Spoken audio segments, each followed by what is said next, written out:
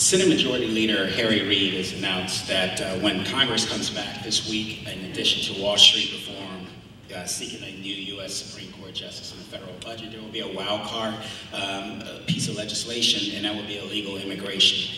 It's been an issue here in Ohio in the past as well, and I was just wondering if you might be able to just categorize how much of an issue you believe the illegal immigration and illegal immigration laws are for Ohio and on a federal level. Ms. Brunner. Thank you. Comprehensive immigration reform is a time who's come. We have millions of undocumented individuals here in the United States who got here because we didn't do our job as a government to allow only permitted individuals to come here. Now that they're here, they're raising families, they're actually feeding the tax base with the employment that they have. We need an earned path to citizenship.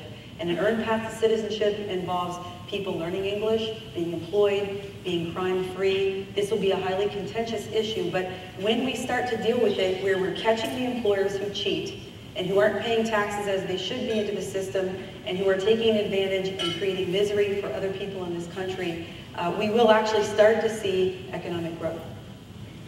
Mr. Fisher.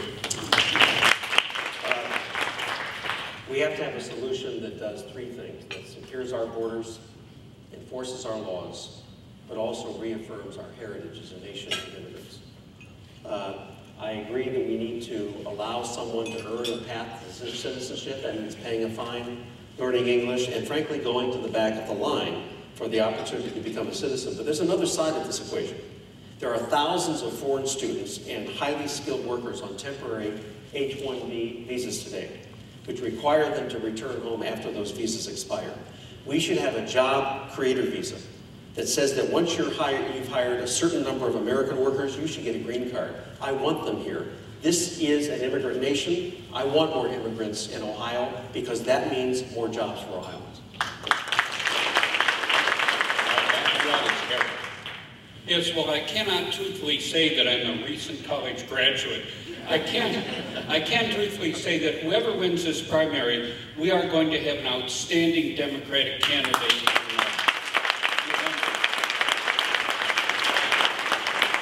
My question to each of you is, what message would you take to the voters in the general election?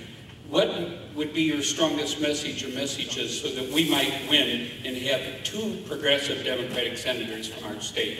Thank you. Mr. Fisher.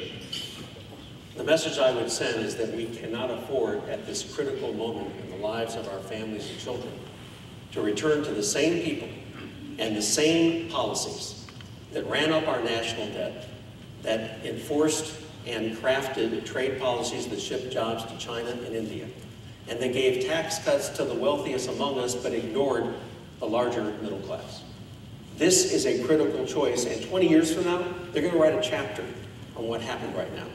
We have the opportunity to write that chapter. And I want to make sure that we move quickly to a clean energy economy, that we understand that not only digging out of the recession, while it's important, is not enough. It's starting a whole new path to prosperity based primarily, but not exclusively, on a clean energy economy that reduces our dependence on foreign oil from countries that hate us and want to kill us. We're at a very interesting time where the politics is volatile. I mean, if you look at the polling in our particular race, the undecideds are winning. And whoever thought of that 3 to 4 weeks before an election?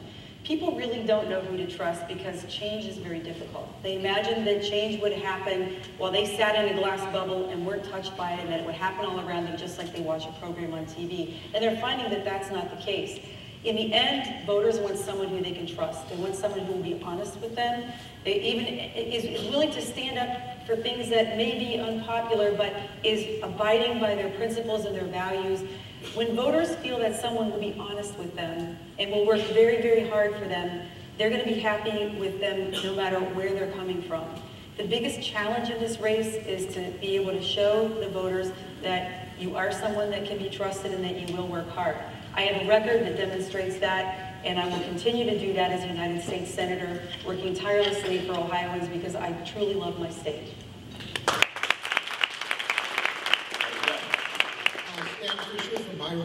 I share the outrage at the Bunning block and the Coburn block and the general dysfunctionality of the shop you guys want to work in.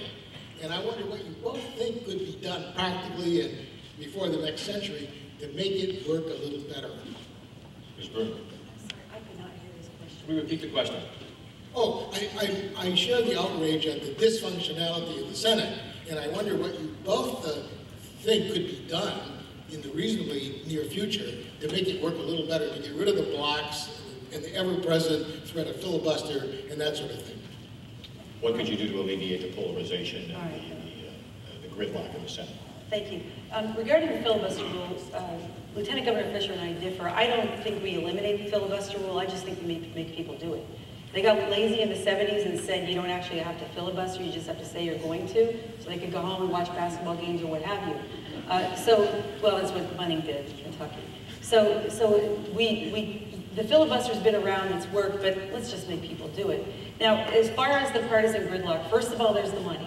If you're taking money from people who you're going to be giving money to, it's going to slow things down terribly. And we saw that with the healthcare reform because there was so much money interest that played in that process that the senators were stymied.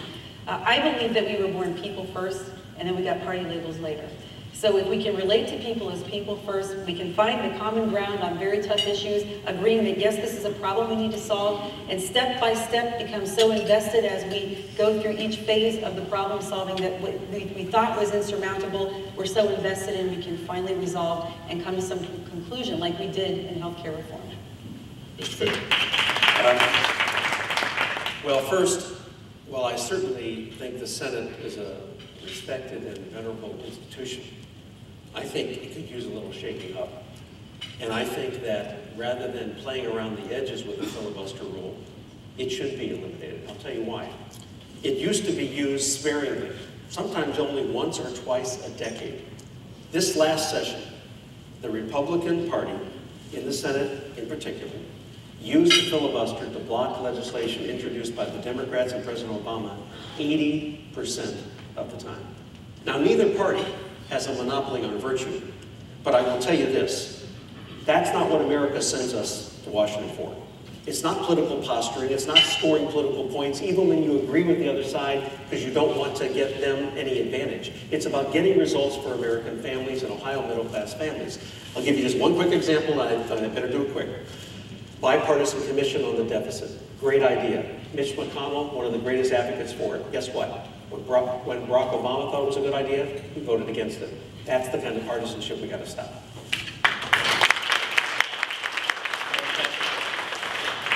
Mr. Fisher, you say you're in favor of marriage equality. And how does that differ then from being supportive of same-sex marriage? And if you're in the middle here, aren't you risking offending people who support same-sex marriage and people who oppose it? Well, first of all, Karen, I believe it's the same thing. I believe that the federal government has no business telling two people who are in a committed relationship and want to take responsibility for them the rest of their life that they can't marry. It is wrong. You know, I wrote Ohio's hate crime law. I defended it before the Ohio Supreme Court as Attorney General. Peggy's brother died of AIDS, and we've led the fight against HIV and AIDS with many other people here in town for 20 years. I am a strong supporter of the LGBT community, and I believe, now you should know, by the way, that I changed my mind on this. At one time, I was for civil unions. But I just came to believe, after talking to many of my friends and reading, that the time had come that we support marriage equality. I make no apologies for it, and I'm proud of the position.